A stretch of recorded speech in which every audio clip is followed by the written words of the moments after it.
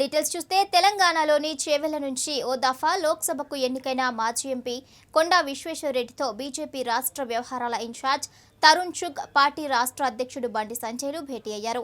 హైదరాబాద్లోని విశ్వేశ్వరరెడ్డి ఇంటికి వెళ్లిన బీజేపీ నేతలు ఆయనతో ఏకంగా గంటకు పైగా సమావేశమయ్యారు. బీజేపీలోకి రావాలని వారు మాజీ ఎంపీని కోరారు. వారి ప్రతిపాదనకు విశ్వేశ్వరరెడ్డి కూడా సానుకూలంగానే స్పందించినట్లు సమాచారం.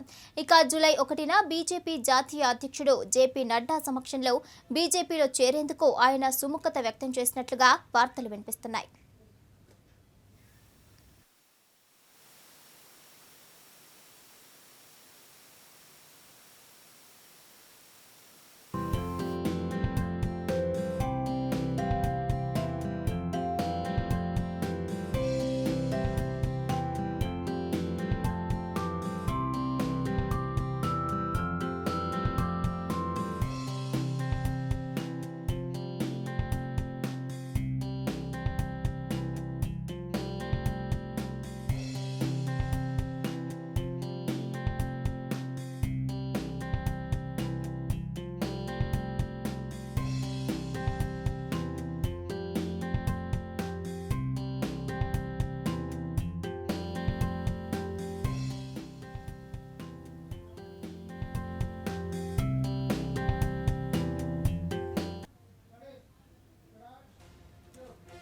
పారిశ్రామికవేత్తగా గుర్తింపు సంపాదించుకున్న విశ్వేశ్వరరెడ్డి 2013లో టీఆర్ఎస్లో చేరారు. 2014లో జరిగిన సార్వత్రిక ఎన్నికల్లో చేవెళ్ల లోక్సభ స్థానం నుంచి ఆయన టీఆర్ఎస్ అభ్యర్థిగా నిలిచి విజయం సాధించారు.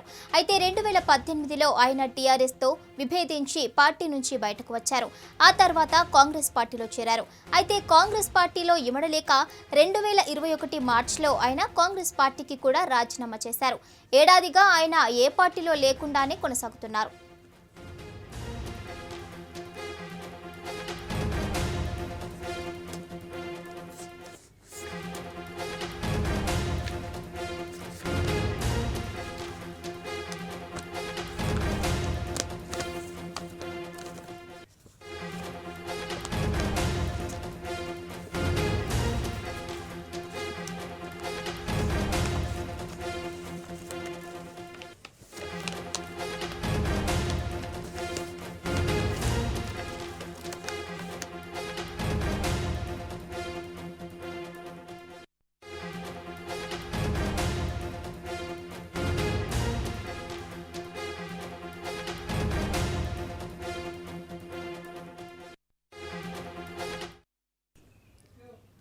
బీజేపీలో చేరేందుకు ఆయనకు అభ్యంతరం లేకున్నా ఆ పార్టీ భావజాలం, పార్టీలో తనకు దక్కే గుర్తింపు తదితరాలపై ఆయన పలు సందేహాలు వ్యక్తం చేసినట్లు సమాచారం. పార్టీలో ఆయనకు తగినంత గుర్తింపు ఇస్తామని చెప్పిన బీజేపీ నేతలు అక్కడికక్కడే జేపీ నడ్డాతో ఫోన్లో మాట్లాడించినట్లుగా కూడా తెలుస్తోంది. దీంతో జూలై 1న బీజేపీలో చేరేందుకు విశ్వేశ్వరరెడ్డి సుముఖత వ్యక్తం చేసినట్లు కూడా సమాచారం.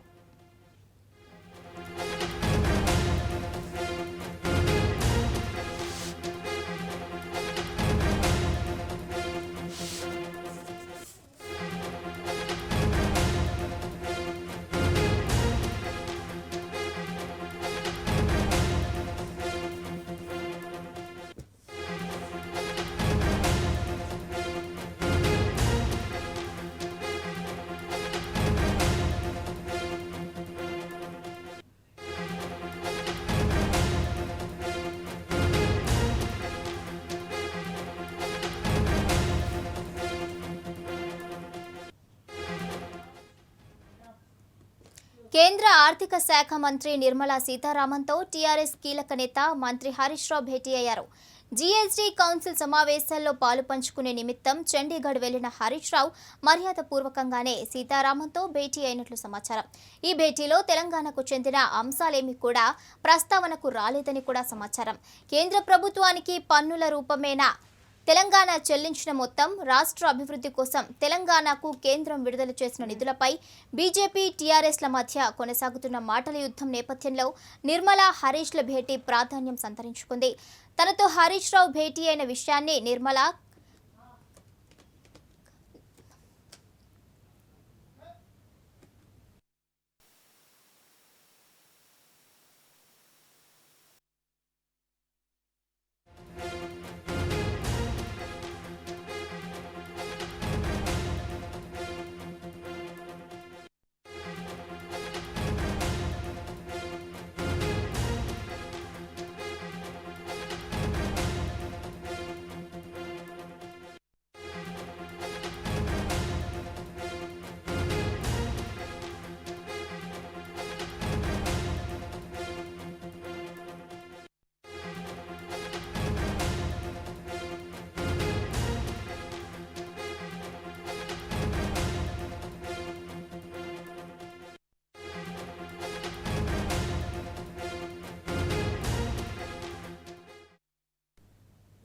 పోడు భూములకు పట్టాలు ఇస్తానని 12% రిజర్వేషన్ కల్పిస్తానని చెప్పి గిరిజనులను ముఖ్యమంత్రి కేసీఆర్ మోసం చేస్తున్నాడని, బడుగు బలహీన వర్గాలను టీఆర్ఎస్ ప్రభుత్వం అభివృద్ధి చేయడం లేదని మాజీ ఎంపీ బీజేపీ జాతీయ కార్యవర్గ సభ్యులు వివేక్ వెంకటస్వామి ఆరోపించారు.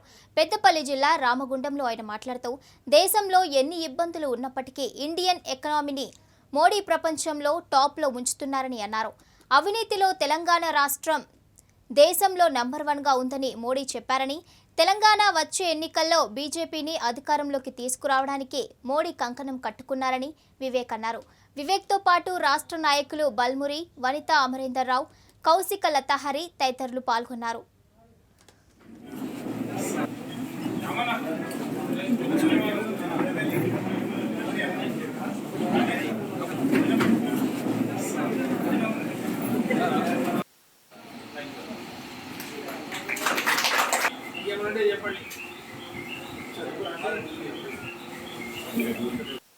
ప్రధానమంత్రి మోడీ గారు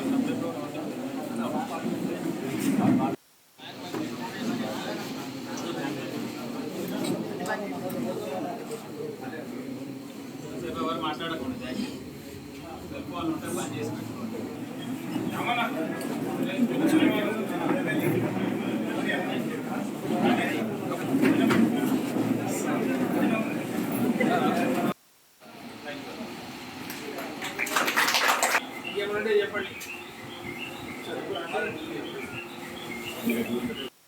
ప్రధానమంత్రి మోడీ గారు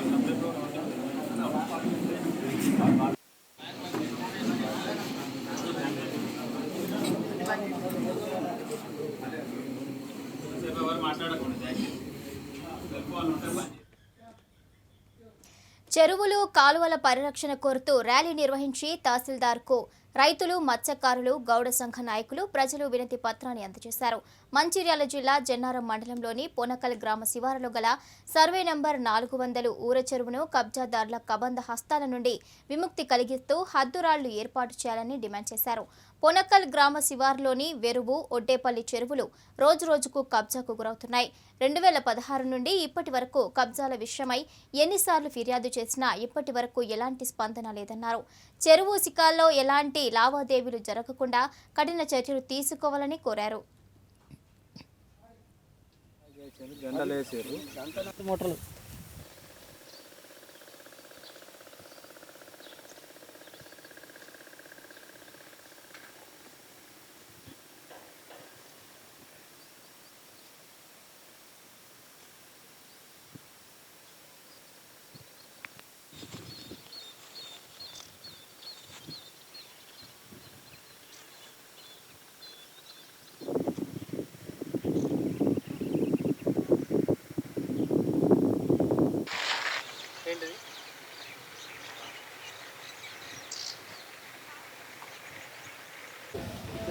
జన్నారం మండలంలోని కొనకల్ ఊర చెరువు సర్వే నెంబర్ 400 మరియు ఒడ్డపల్లి చెరువు సర్వే నెంబర్ 328, లింగేపల్లి చెరువు, ఇచ్చాపూర్ చెరువు ఇవన్నీ కబ్జాకు గురవుతున్నాయి.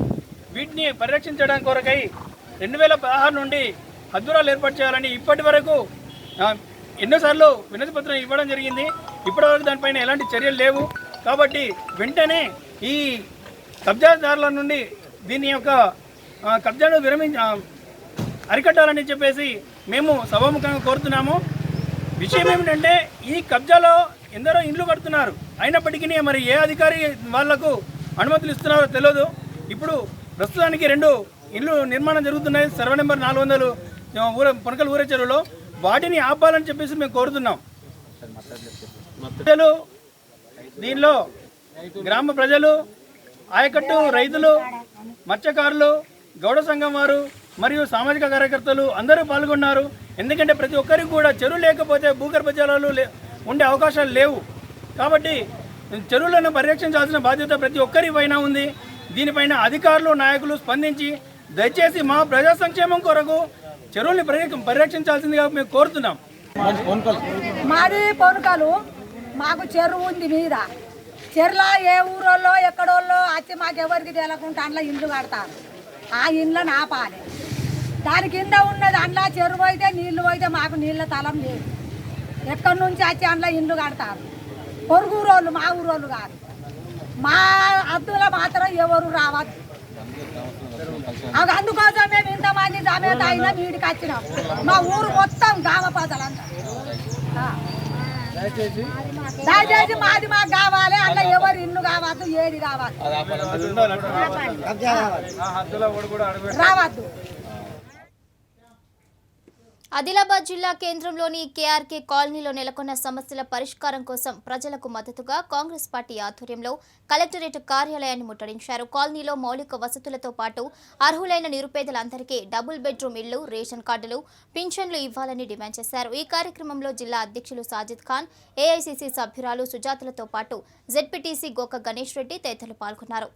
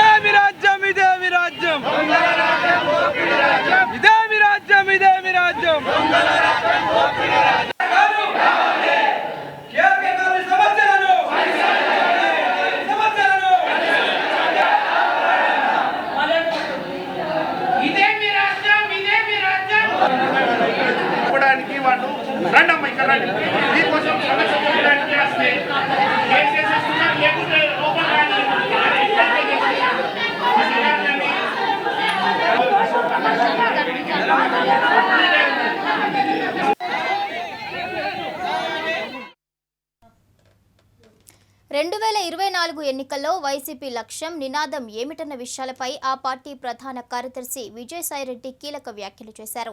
ఏపీలోని మొత్తం 175 స్థానాలను గెలుస్తామనే ధీమాతో 2024 ఎన్నికలకు వెళ్తున్నామని ఆయన వెల్లడించారు. ఈ మేరకు పార్టీ ప్లీనరీ నిర్వహణ కోసం ఎంపిక చేసిన స్థలాన్ని పరిశీలించిన సందర్భంగా మాట్లాడుతూ ఆయన ఈ వ్యాఖ్యలు చేశారు. వైసీపీ 3వ ప్లీనరీని జూలై 8, 9 తేదీల్లో గుంటూరు జిల్లా పరిధిలోని ఆచార్య నాగార్జున విశ్వవిద్యాలయం సమీపంలో నిర్వహించనున్నట్లు ఇదివరకే వైసీపీ ప్రకటించిన సంగతి తెలిసిందే.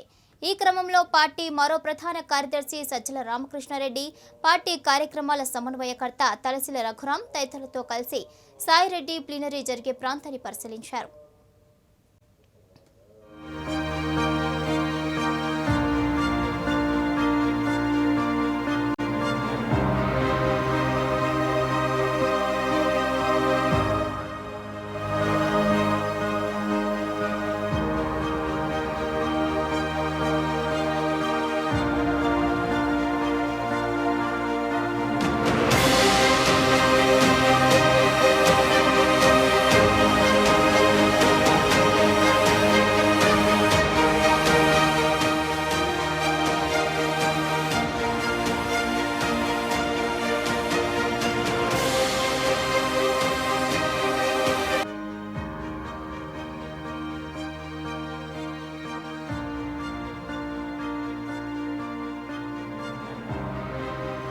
కాబట్టే నిర్వహించుకుంటా ఉన్నాం.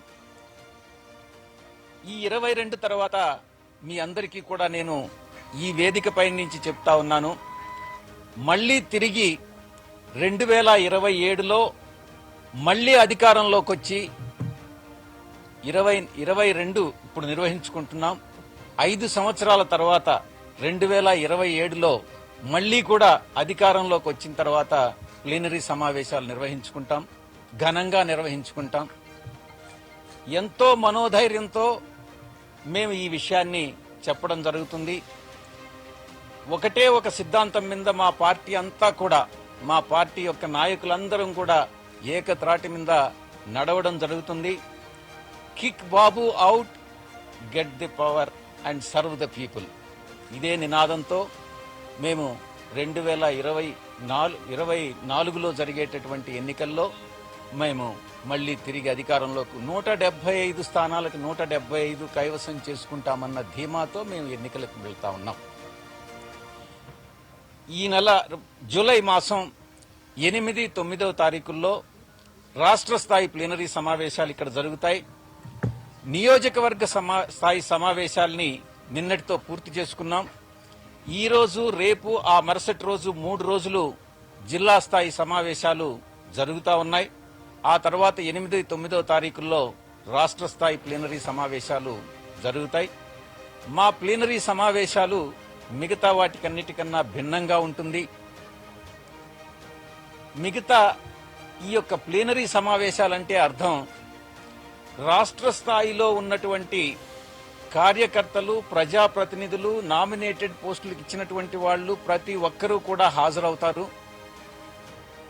కింద స్థాయి నుంచి, క్షేత్రస్థాయి నుంచి, వార్డు సభ్యుని దగ్గర నుంచి, పంచాయతీ బోర్డులో వార్డు సభ్యుల దగ్గర నుంచి పై స్థాయి వరకు నాయకులందరూ కూడా ఈ యొక్క ప్లీనరీ సమావేశానికి లక్షల సంఖ్యలో హాజరు కావడం జరుగుతుంది.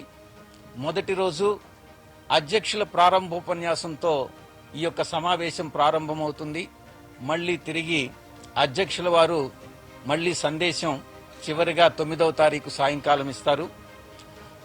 ఈ యొక్క సమావేశంలో మా యొక్క నాయకులందరూ కూడా వివిధ అంశాలపైన చర్చించడం జరుగుతుంది. చర్చించి కొన్ని తీర్మానాలను కూడా చేయడం జరుగుతుంది. పార్టీలో నియమావళిలో కొన్ని సవరణలు కూడా ప్రతిపాదించడం జరుగుతుంది. ఆ సవరణల్ని సభ ప్లీనరీ ఆమోదం కోరడం జరుగుతుంది అన్నటువంటి విషయాన్ని మీకు తెలియజేసుకుంటాను.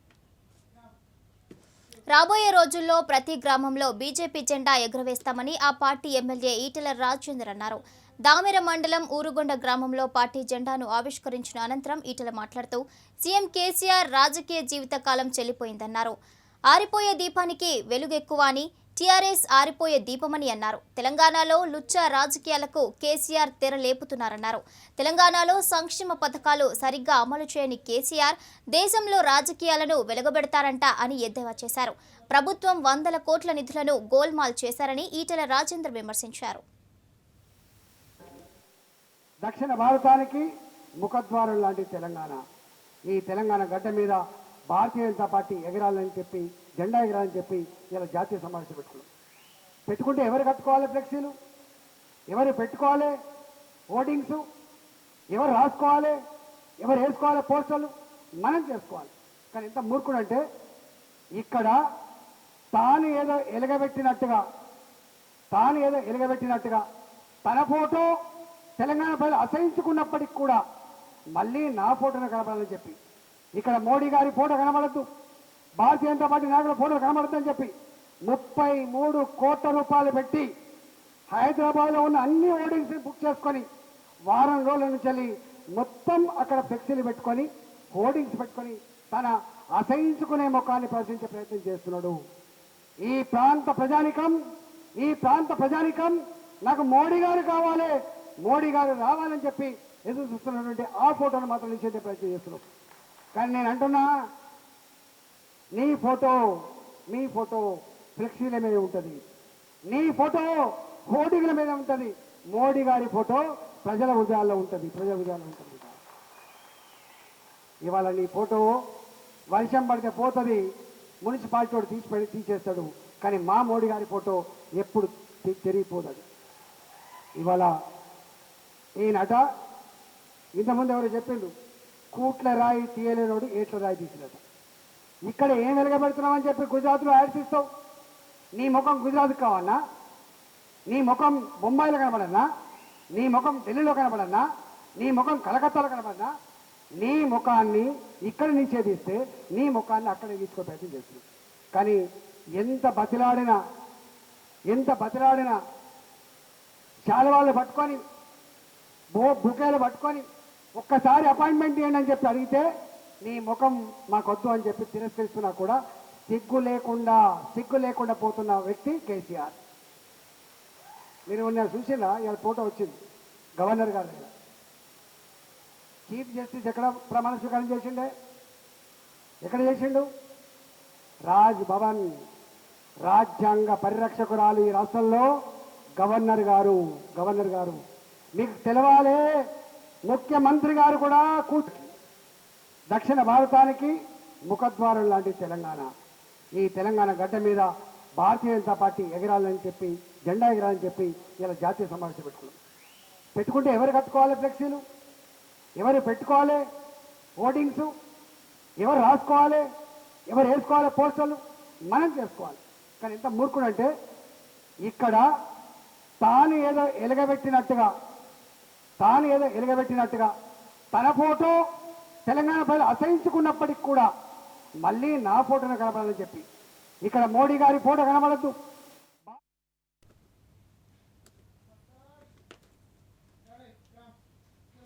పెద్దపల్లి జిల్లా పెద్దపల్లి మండలం మూలసాల గ్రామంలో రైతన్నలతో కలిసి రచ్చబండ కార్యక్రమంలో మాజీ ఎమ్మెల్యే చింతకుంట విజయరమణారావు పాల్గొన్నారు.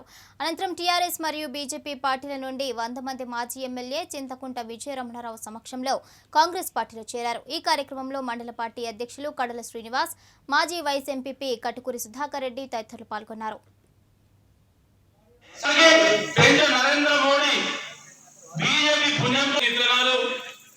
పురుగు మందులపై ఉక్కుపాదం కారణమైన వ్యక్తులపై పీటీఎఫ్ కేసుతో కఠిన జప్తు చేసి పంటల లాగా మరి ఏదైతే రైతులు నష్టపోతా ఉన్నారో అటువంటి రైతులందరికీ వాళ్ళ ఆ కంపెనీల ఆస్తులు జప్తు చేసి ఆ రైతులందరూ కూడా నష్టపరిహారం ఇచ్చేలా ఇందిరమ్మ రైతు భరోసా కింద వానకాలం 7,500, ఏసంగి 7,500, మరి 2 పంటలు కలిసి 15,000 రూపాయలు, కౌలు రైతులకు కూడా అదే విధంగా 15,000 రూపాయలు. మరి భూమి లేకుండా ఉండి ఎవరైతే వ్యవసాయ కూలీలు ఉన్నారో వాళ్ళందరికీ కూడా ఇవాళ నెలకు 1,000 రూపాయలు చొప్పున, సంవత్సరానికి 12,000 రూపాయలు మరి రైతు కూలీలే కూడా ఇచ్చే విధంగా కాంగ్రెస్ పార్టీ రాహుల్ గాంధీ గారు నిర్ణయం తీసుకోవడం జరిగింది. దీన్ని కూడా మీరు గట్టిగా చప్పట్లతో ఆమోదించాలని కోరుతా ఉన్నాం. కౌలు రైతులతో పాటు రైతు కూలీలు కూడా చాలా మంది ఉంటారు. అదే కాకుండా మూతపడ్డ చక్కెర కర్మాగారం జరిపించి పసుపు బోర్డు ఏర్పాటు, అదేవిధంగా పోడు భూముల రైతులకు, అసైన్డ్ భూము లబ్ధిదారులకు క్రయ విక్రయాలతో సహా అన్ని యజమాన హక్కులు, ధరణి పోట్ల రద్దు, దాని స్థానంలో అందరి భూముల రక్షణ కల్పించేలా సరికొత్త రెవెన్యూ వ్యవస్థ. ఇవాళ మూలసాల నుండి మనం ఏదైతే ఒక పక్క ఓదరి శివారు, ఒక పక్క పెద్దపల్లి శివారు, పెద్దపల్లి మండలాభివృద్ధి పోతే మరి అప్పుడెప్పుడు 10 ఎకరాలు అనుకున్నాం. వెంకటేశ్వర ఎవరి దగ్గర 10 ఎకరాలు అనుకుని ఉంటాడు. 10 ఎకరాలు అనుకుంటే అది ఆనాడు పాస్బుక్ ఉంది, ఐడి ఉంది, సాదా పైనామా మీదనే పాస్బుక్ ఐడి వచ్చింది. ఇవాళ ఆ భూమి మళ్ళీ ఈ కొత్త రెవెన్యూ చట్టం వచ్చిన తర్వాత, కొత్త పాస్బుక్, కొత్త ఐడి ఇచ్చిన తర్వాత ఈ భూమి పోయి మళ్ళీ అమ్మిన పేరు పడేది. మరి అక్కడికి పోతే ఆడ పట్టించుకునే విత్తనాలు, పురుగు మందులపై ఉక్కుపాదం కారణమైన వ్యక్తులు. ఇప్పటికే పెట్రోల్, డీజిల్, గ్యాస్ ధరల పెంపుతో సామాన్యుడి నడ్డి విరిచిన కేంద్రం తాజాగా నిత్యావసరాలైన పలు వస్తువులపై జీఎస్టీని పెంచేసింది. ఇక నుంచి ప్యాక్డ్ లేదా లేబుల్ చేసిన ఆహార పదార్థాలపై కూడా జీఎస్టీ విధించనున్నారు. దీంతో ఆయా ఆహార పదార్థాల ధరలు మరింత ప్రియం కానున్నాయి. అంతేకాకుండా బ్యాంకులు జారీ చేసే చెక్కు బుక్లపై వసూలు చేసే రుసుంపై కూడా జీఎస్టీ అమలు కానుంది. తాజా నిర్ణయంతో మాంసం, చేపలు, పెరుగు, పన్నీర్, తేనె వంటి ఆహార పదార్థాల ధరలు మరింత పెరగనున్నాయి.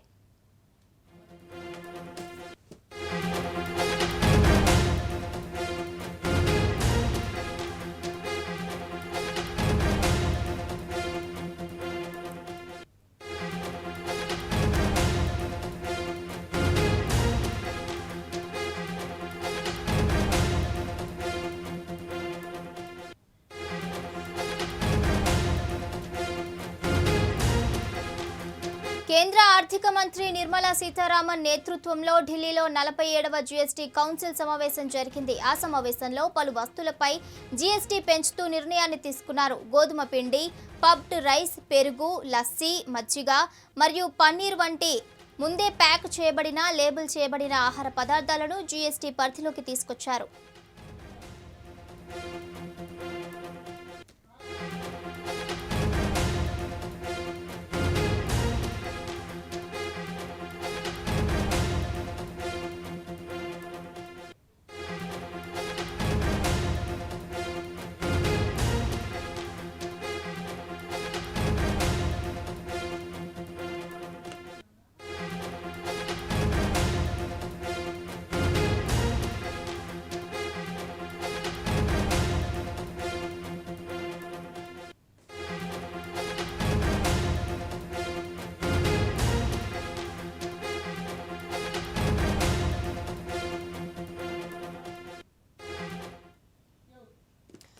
రోజుకు 1000 రూపాయల కంటే తక్కువ అద్దె ఉన్న హోటళ్లకు మినహాయింపును ఉపసంహరించుకోవటం మరియు వస్తువుల హోస్ట్ కోసం ఇన్వర్టెడ్ డ్యూటీ స్ట్రక్చర్ సవరణ, ఎడిబుల్ ఆయిల్స్, బొగ్గు, ఎల్ఈడి ల్యాంప్స్, ప్రింటింగ్ ఇంక్, కత్తులు మరియు సోలార్ వాటర్ హీటర్లకు goods and services tax council 47వ జీఎస్టీ కౌన్సిల్ సమావేశం జరిగింది.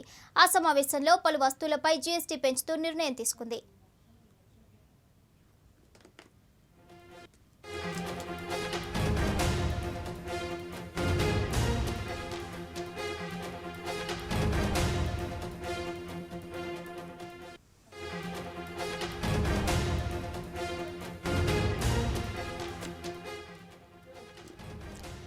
కాగా ఛత్తీస్గఢ్ వంటి బీజేపీయేతర పాలిత రాష్ట్రాలు తమకు ఇచ్చే జీఎస్టీ పరిహారపు వాటాను ప్రస్తుత 50% నుంచి 70 నుండి 80%కి పెంచాలని కోరుతున్నాయి. ఈ విషయాన్ని దృష్టిలో ఉంచుకున్న మండలి బంగారు ఆభరణాలు మరియు విలువైన రాళ్ల తరలింపుపై ఎలక్ట్రానిక్ బిల్లును రాష్ట్రాలు నిర్ణయించవచ్చని కౌన్సిల్ సిఫార్సు చేసింది. ఈ బిల్లు 2 లక్షల రూపాయలు మరియు అంతకంటే ఎక్కువ ఉండాలని రాష్ట్ర మంత్రుల బృందం సిఫార్సు చేసింది.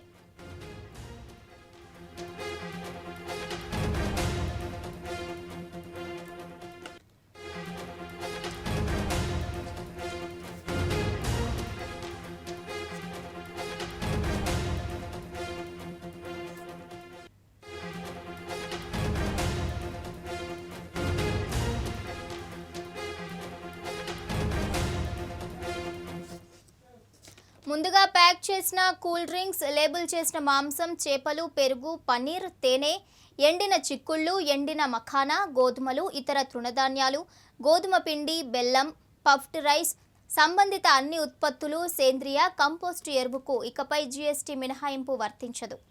వీటిపై ఇక నుంచి 5% పన్ను విధింపు ఉంటుంది. చెక్ బుక్లపై 18% జీఎస్టీ విధించనున్నారు. హోటల్ గదుల రెంటు కూడా పెరగనుంది. రోజుకు 1000 రూపాయల కంటే తక్కువ ఉన్న హోటల్ గదులపై 12% పన్ను విధించనున్నారు. గతంలో దీనిపై ఎటువంటి జీఎస్టీ లేదు. హాస్పిటల్స్లో రూమ్ రెంట్ 5000 దాటితే 5% జీఎస్టీ విధించనున్నారు. గతంలో దీనిపై కూడా ఎటువంటి జీఎస్టీ లేదు. వంట నూనె, బొగ్గు, LED bulbs, printing, drawing ink, finished leather products, solar water హీటర్తో సహా అనేక వస్తువుల విషయంలో ఇన్వర్టెడ్ డ్యూటీ కింద పెంచుకోవచ్చని జీఎస్టీ మండలి సిఫార్సు చేసింది.